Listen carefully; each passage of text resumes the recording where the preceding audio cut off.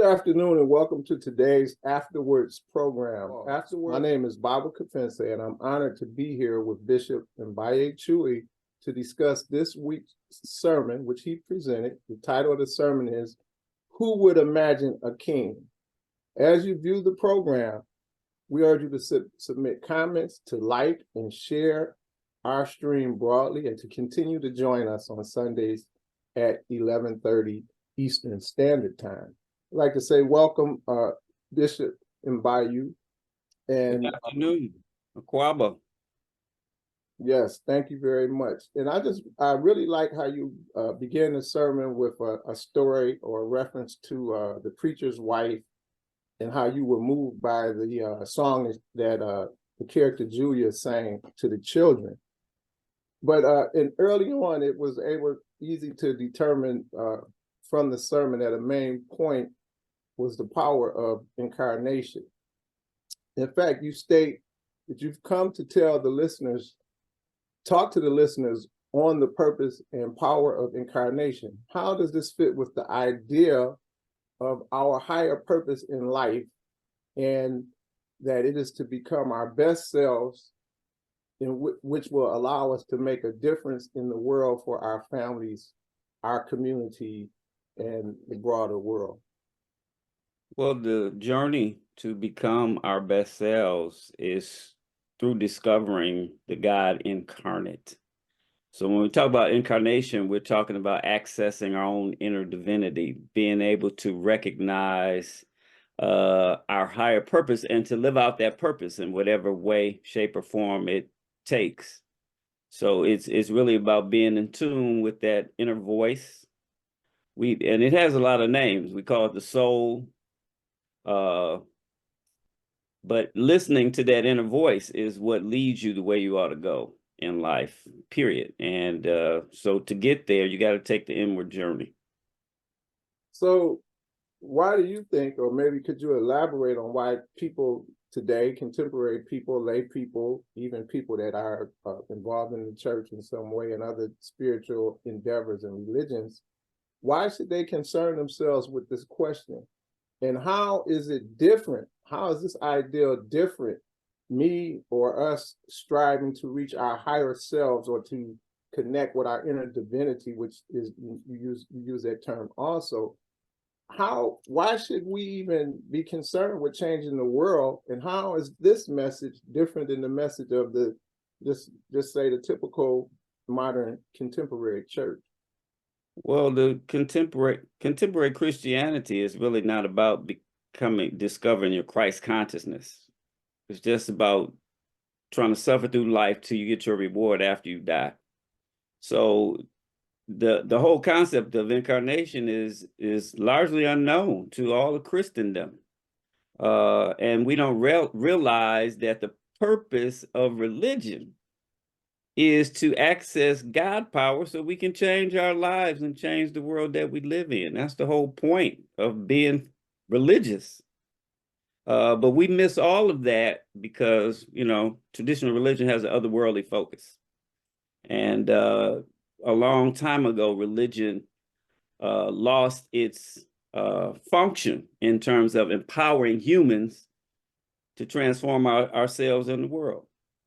And you made a reference to that later in the sermon. I think you made a distinction between the teachings of Apostle Paul and maybe Peter. I'm kind of relying on my memory. So could you say a little more in terms of this disparity in terms of, I think you used the term Jesus' radical vision. Is that tied to what you're talking about? So it's amazing, if you will. Yeah, it's amazing how we call ourselves Christians, but we don't know anything about Jesus. Jesus called 12 disciples, and he took them down the path of transformation for 3 years. He was trying to get them to discover their inner divinity. He told Peter he could be the rock. He told him he could walk on water. He told him he could perform miracles. He could heal the sick, raise the dead. He was trying to lead them somewhere. He was taking them on a journey. He didn't just call them from being fishermen for no reason. And his objective was to help them discover their own inner divinity, their own God incarnate. And after his passing, and they went into the upper room, they all discovered their inner divinity. They came out different people. And that is the beginning of the Christian church, the original or the Orthodox Christian church, the one that the apostles of Jesus started. And they were calling people to that same journey. They said, you got to be born again. You got to, just like they were born again in that upper room. That's not the church that Paul built. That's a whole different church. Paul was trying to create a religion for the Roman Empire, so that they could be a legitimate world power. They weren't trying to transform anybody. It was not about discovering one's inner divinity. So Paul and Peter were going in two totally different directions, and that's why he persecuted Peter and the apostles, because they were preaching Jesus and he was preaching some fabrication he put together on his own. So they were at odds from the beginning, and that's why the Orthodox Church had to go underground, because they were being persecuted left and right. And what Christians don't understand either is that there was a lot of division and friction about what Christianity was going to be and who Jesus was going to be, how he was going to be portrayed for hundreds of years before they came to the realization that everybody ain't going to go down that long journey of inner transformation like the disciples did, like the Essene community was all about, like John the Baptist called people to. So they wanted an easy religion. They didn't want something where you had to be transformed on the inside. So the ease of what Apostle Paul, or maybe I shouldn't say Apostle Paul, but Paul taught, what part of the attraction was that it was an easier way to come into the fold, so to speak. Or I mean, he stripped Judaism down from all its rites and rituals and all of its initiation experiences and all of that, just to create this homogenized version of a religion that they could buy into. So and we forget that too, it was Judaism. So is it safe to say that the Christianity as interpreted by Paul is what is really more commonly preached and taught in pulpits today? Absolutely. That's the only Jesus we know is the one Paul told us about. And you mentioned inner divinity, and I just want to kind of push back a little against this idea. How can we have an inner divinity or this incarnate power in us when most of us have grown up being taught, and the traditional church teaches us that we're born in sin? No matter what we're taught, we have a soul. Got nothing to do with what we're taught. And we put so much credence on beliefs. Got nothing to do with beliefs. It's got everything to do with the human constitution. And we all are constituted as mind, body, and spirit. And your soul is always longing for self-discovery and self-actualization, whether you realize it or not, regardless of your beliefs. So whether you're a Christian or a Muslim or whatever you are, doesn't really matter. Your soul is still yearning for self-actualization, for you to become the best human you can be. That's what that's what the purpose of religion was created for by our African ancestors back in the mystery system, for us to become our higher selves rather than to function our whole life on the lower level, on the lower plane, on the mundane plane, on the material realm. So it's really not about beliefs. It's really about understanding the purpose and the function of religion, which is to help you elevate to your higher consciousness and to use that consciousness to help your family, your community, help shape the world and leave the earth better than you inherited for the next generation. Now, do you think most clerics, whether they're Christian, Muslim, rabbinical, or even some traditional spiritual orientation, really know and understand this? And if so, or why don't they make this more the main focus of the theology and what they preach? There are clerics in every religious tradition that understand it. Most don't. 98% don't, but there's a small critical group of people who, regardless of their religion, understand that that's the function of all religion, to help people elevate to their higher self. So it's not uncommon in every religion that there are people who understand it, and those people also understand that it doesn't matter what the religious path. It's got something to do with your sincerity and your earnestness on the path, whatever path you choose. So why do you think you said there's a yearning in our souls for this sense of being or fulfillment? And we know that I would think oftentimes that African Americans sometimes are said to out Christians, however you want to interpret that. But we continue to engage in what the worship process has been presented to us to be. Why is it do we continue to engage in these spiritual practices or presumed spiritual practices, but they don't really seem to fulfill that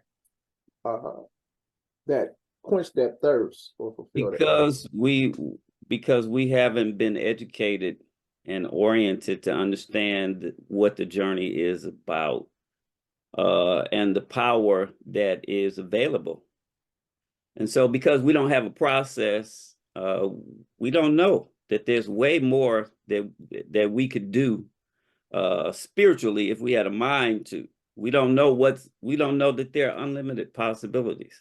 We don't know that we can be just like Jesus. We don't have to worship Jesus because we can be Jesus. Isn't We there can a discover scripture? our own, and the disciples didn't worship Jesus.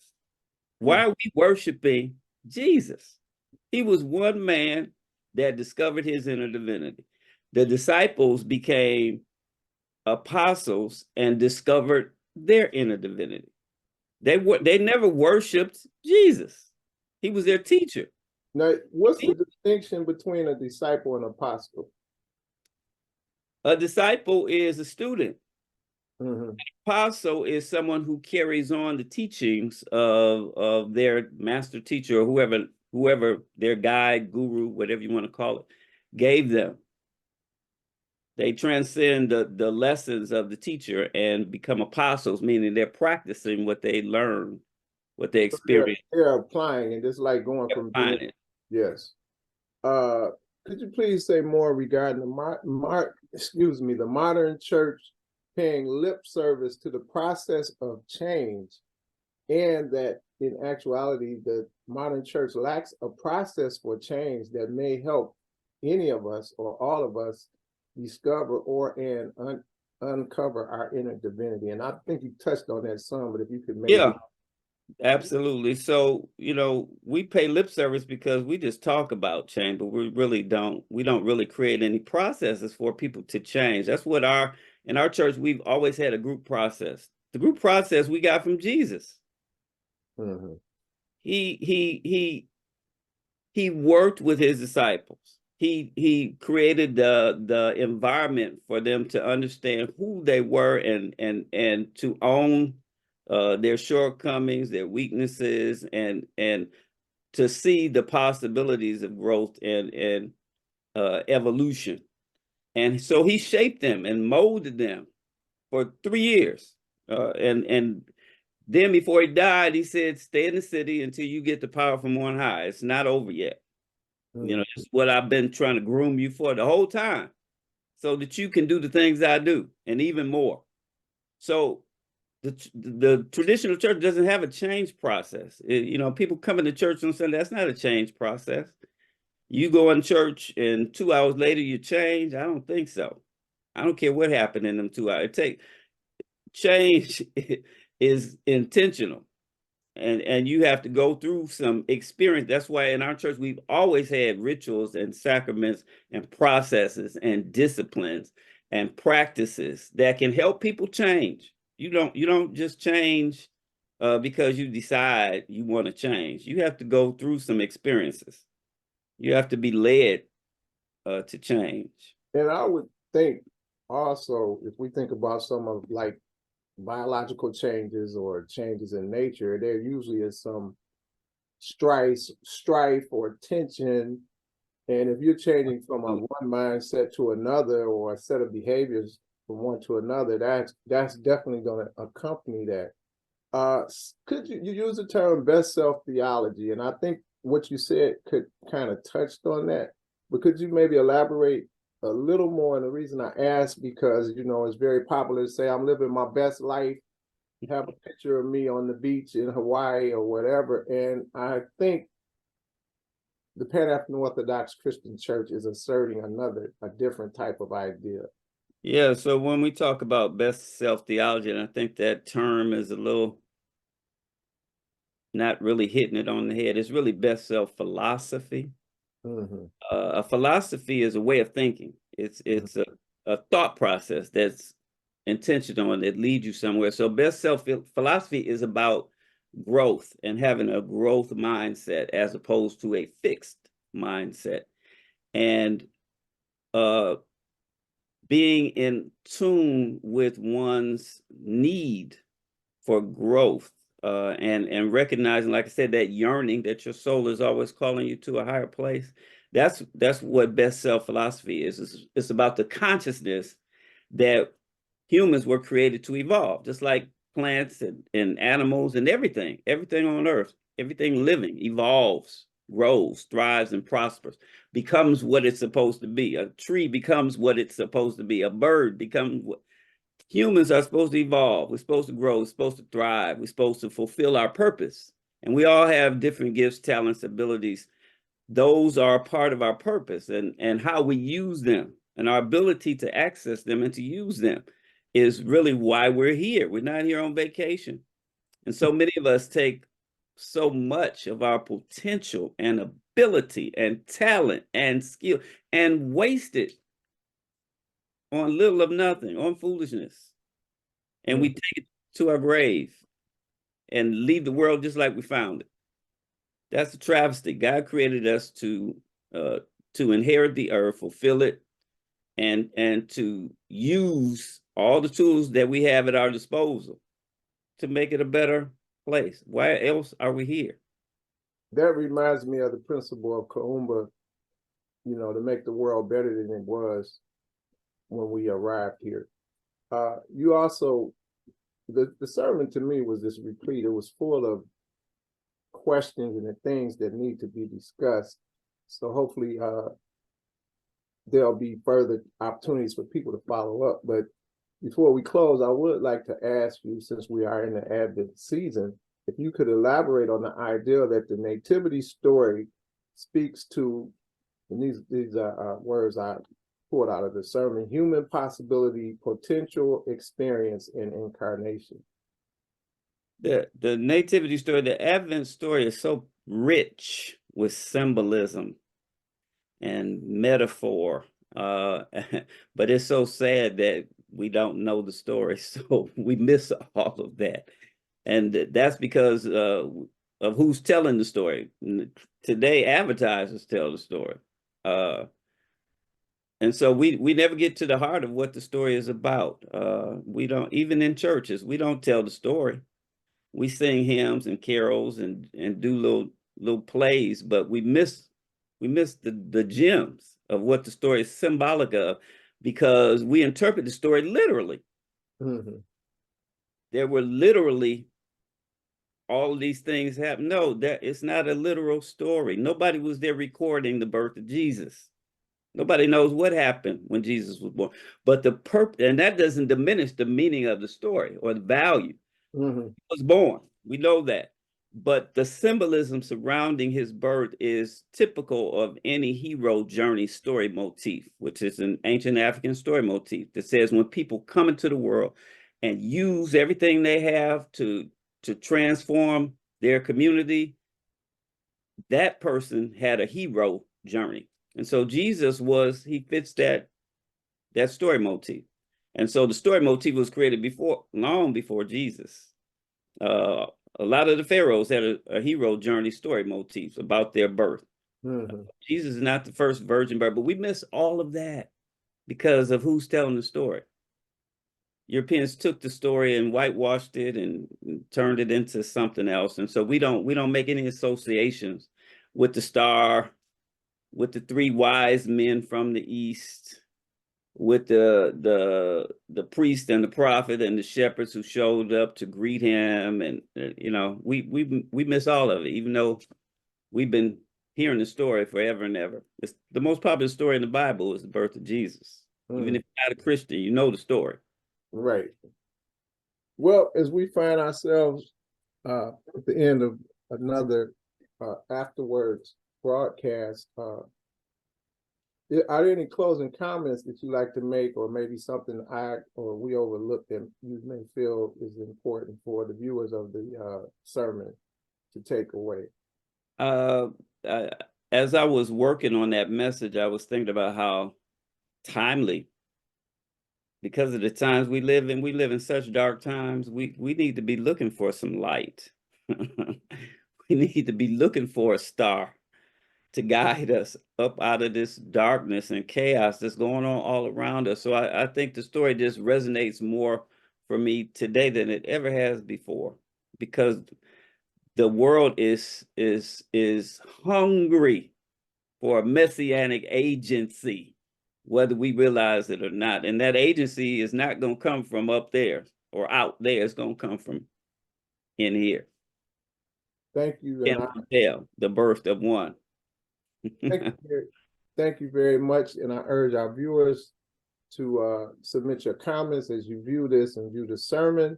Also, we invite you to participate in the Bila Kuta church service every Sunday at Shrine Online at 11:30 a.m.